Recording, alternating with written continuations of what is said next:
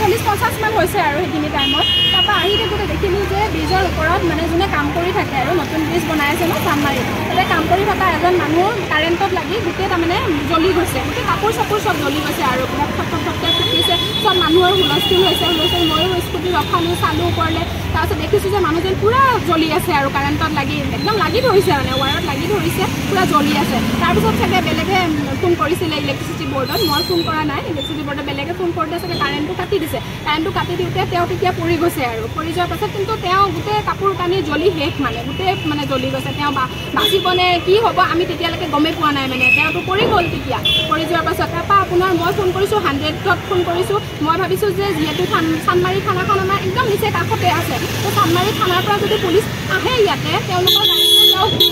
পাৰিব বা কিবা এটা ব্যৱস্থা কৰিব পাৰিব আৰু তো মই 100ত ডাইল কৰিছোঁ 100ত ডাইল কৰোঁতে তেওঁলোকে ক'লে ঠিক আছে আমি গাড়ী পঠাই আছোঁ ৰ'ব চানমাৰী থানাৰ লগত আমি কণ্টেক্ট কৰি আছোঁ তেওঁলোকে তেনেকৈ ক'লে তাৰপিছত আপোনাৰ মই 108ত ফোন কৰিছোঁ যিহেতু মানুহজন এৰি গ'ল ন ৱাৰডালৰ পৰা পৰি গ'ল পৰি যোৱাৰ পাছত মই ভাবিছোঁ যে এম্বুলেঞ্চখন আহিলে সোনকালে মানুহজনক মেডিকেলত লৈ যাব পৰা যাব তো মই তেতিয়া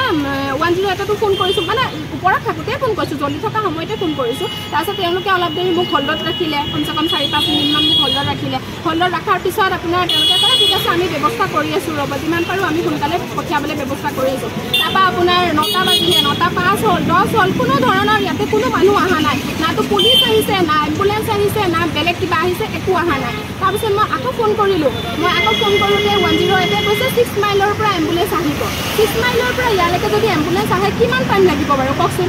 ঘটনাটো হৈছে আপোনাৰ চানমাৰী গোস্বামী ছাৰ্ভিচত ঘটনাটো হৈছে আৰু 6 মাইলৰ পৰা বোলে এম্বুলেঞ্চ এখন আহি আছে বাকী এম্বুলেঞ্চবিলাক পেচেণ্টত মানে লগত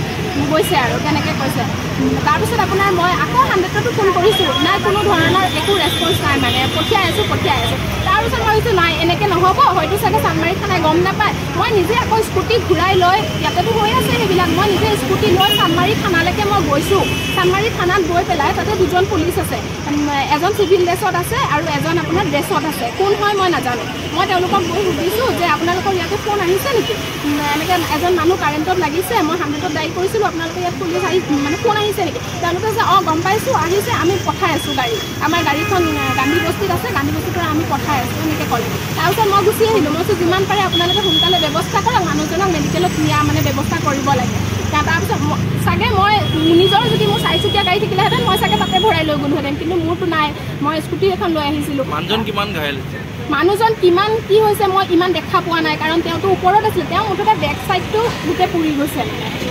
হৈছে মানে তেওঁলোকে বেক চাইডটো গোটেই পুৰি গৈছে কাৰণ তেওঁ গাত পিছত কাপোৰেই নাই ন তো মই আৰু পিছত নামাৰ পাছত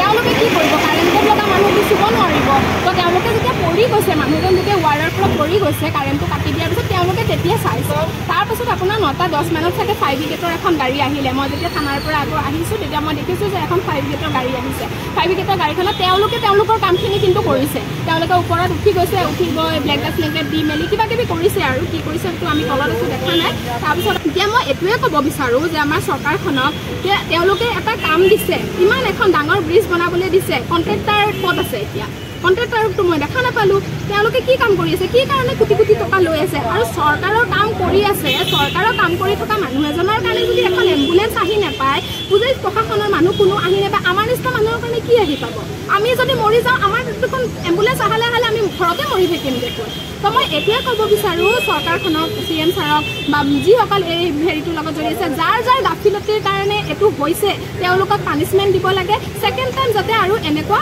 নহয় আৰু মই সেইখিনিয়ে ক'ব বিচাৰোঁ